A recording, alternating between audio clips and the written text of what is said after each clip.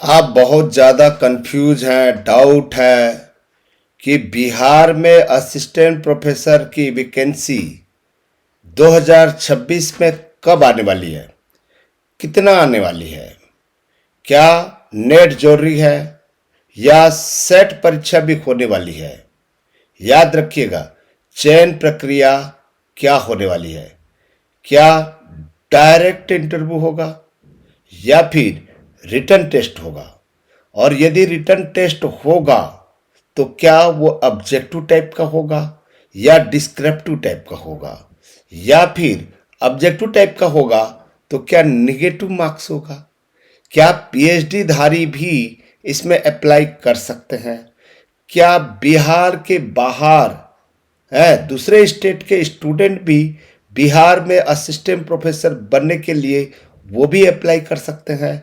इन समस्त जानकारी एक वीडियो में आपको ऑथेंटिक इंफॉर्मेशन देने जा रहा हूं।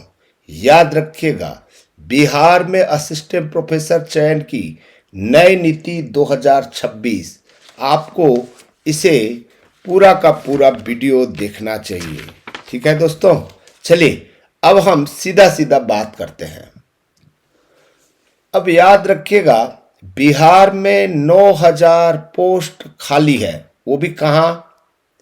बिहार में सरकारी कॉलेज में, एडेड कॉलेज में। ठीक है, बिहार में जितने भी गवर्नमेंट कॉलेज है या एडेड कॉलेज है, ठीक है, वहां पर 9,000 से ज़्यादा पोस्ट रिक्त है।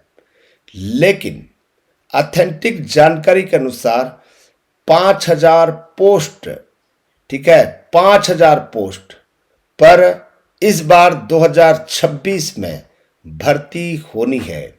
राज्य भर के सरकारी कॉलेजों में कुल 9,000 से ज़्यादा पद रिक्त है।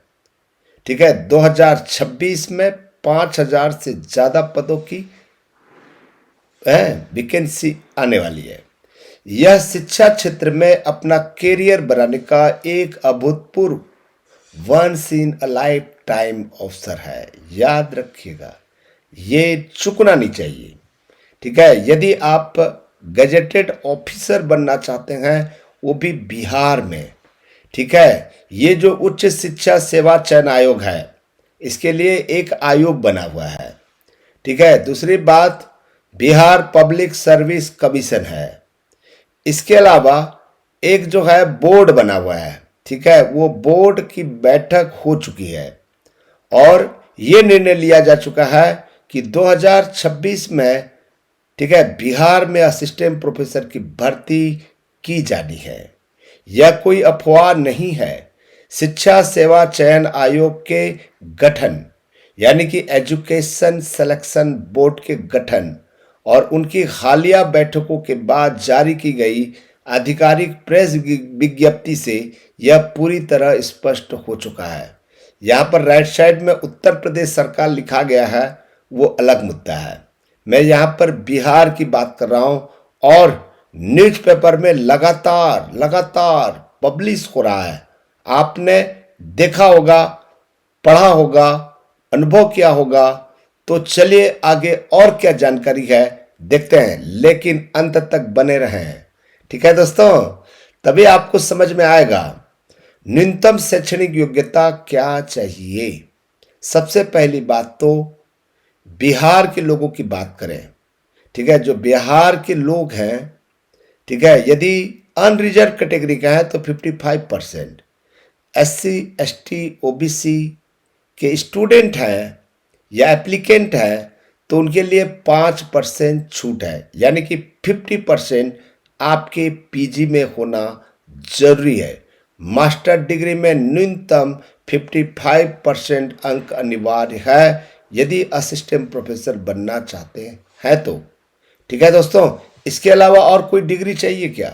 बिल्कुल, याद रखिएगा, यदि आपके पास में नेट है तो ठीक, या पीएचडी है तो ठीक।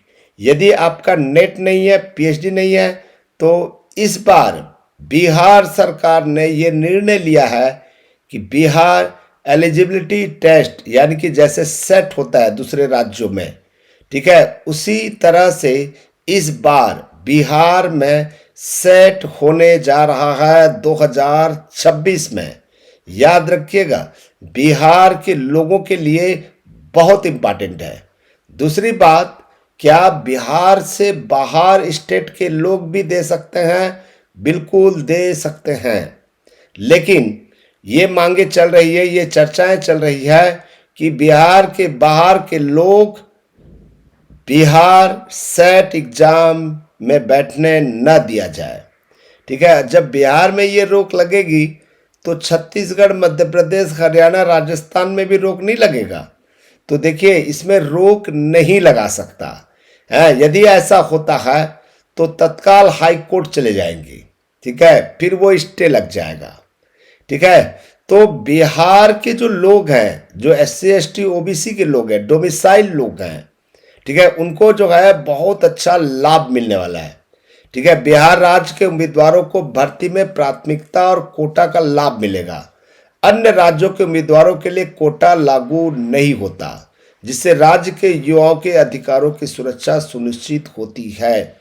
बिहार राज्य के बाहर है उत्तर प्रदेश, झारखंड, ये जो लोग हैं, छत्तीसगढ़, मध्य प्रदेश, वो यूआर के तहत एलिजिबल होंगे, यानी कि अनरिजर्व कैटेगरी के तहत वो जो है एलिजिबल होंगे। अब बहुत महत्वपूर्ण है, इसको समझिए आप लोग। जो है, आप कहोगे जानकारी मिल गया सर, चले जाते हैं। बिल्कुल मत जाइए।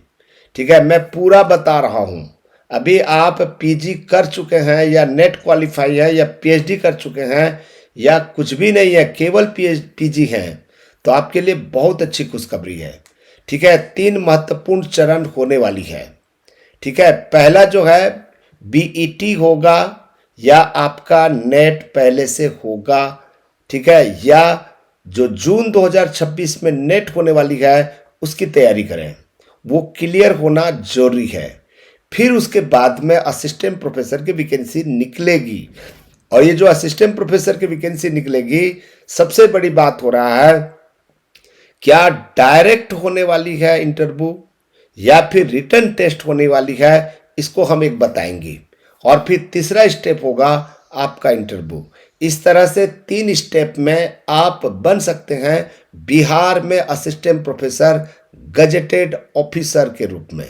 ठीक है दोस्तों, चलिए, सबसे पहला BET या नेट। यदि आपके पास में नेट है या जून 2026 में नेट क्वालिफाई हो जाते हैं, द बेस्ट। यदि आप नेट क्वालिफाई नहीं कर पाए हैं, ठीक है, बहुत दिक्कतें हो रही है, उलझन हो रही है, तो आपके लिए 2026 में BET, बिहार एलिजिबिलिटी टेस्ट आयोजित होने वाली है। उसमें आप जो है पार्टिसिपेट करें, तैयारी करना प्रारंभ कर दें।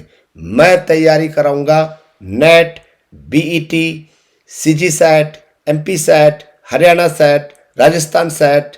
ठीक है, आपको कहीं जाने की जरूरत नहीं है। हमारे चैनल में मैं ऐसा ट्रिक के साथ बताऊंगा जहां से प्रश्न पूछा जाता है। ठीक है दोस्तों, दूसरा है, अब जो BET है, ठीक है, देश के 19 अन्य राज्यों की तरह, ठीक है, बिहार अपना स्वयं का सेट या BET आयोजित करेगा। ये 1997 और 2002 में पहले हो चुका है, और इसी तरह ही 2026 में आयोजित हो, ये मांग चल रही है। ठीक है, BET का पूरा सिलेबस, परीक्षा पैटर्न बिल्कुल VGC नेट की तरह होगा। अब नेट हो गया या BET हो गया, अब एडवर्टाइजमेंट निकलेगा असिस्टेंट प्रोफेसर का, तो उसमें आपको जो है परीक्षा देना पड़ेगा। ऐसा कहा जा रहा है, यह सबसे बड़ा बदलाव है। आपने नेट पास किया, आपके पास PhD डिग्री है, या आपने जो BET पास किया हुआ है, उसका फिर एक एंट्रेंस एग्जाम होने वाली है। ठीक है, याद रखिएगा। और ये जो एंट्रेंस एग्जाम होगी, इसको क्लियर करना बहुत जरूरी है। ठीक है दोस्तों, अब ये जो एंट्रेंस एग्जाम होने वाली है, उसकी पैटर्न क्या होगी। जैसे हरियाणा और उत्तर प्रदेश में क्या हुआ कि उन्होंने जो है एक ऑब्जेक्टिव टाइप का फर्स्ट पेपर को किया और सेकंड पेपर को डिस्क्रिप्टिव कर दिया।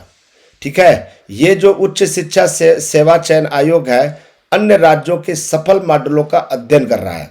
हरियाणा और उत्तर प्रदेश का ट्रेंड, इन राज्यों ने ऑब्जेक्टिव के साथ साथ सब्जेक्टिव यानी कि डिस्क्रिप्टिव पेपर भी अनिवार्य कर दिया। ठीक है, बिहार की जो एंट्रेंस एग्जाम होने वाली है असिस्टेंट प्रोफेसर के लिए, याद रखिएगा आपको अपने विषय के विस्तृत उत्तर डिस्क्रिप्टिव पेपर लिखने के लिए तैयार रहना चाहिए। ठीक है, उसके लिए भी मैं हेल्प करूंगा, मैं क्लास लूंगा, इसमें आपको चिंता करने की जरूरत नहीं है। फिर लास्ट में जो पढ़ा होगा वो साक्षात्कार होगा।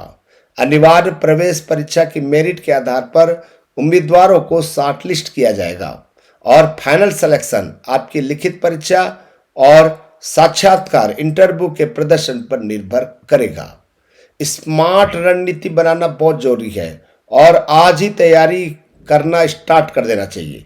चूंकि बीईटी का पैटर्न नेट पर आधारित है, इसलिए आज से ही वीजीसी नेट के सिलेबस की तैयारी शुरू कर दें।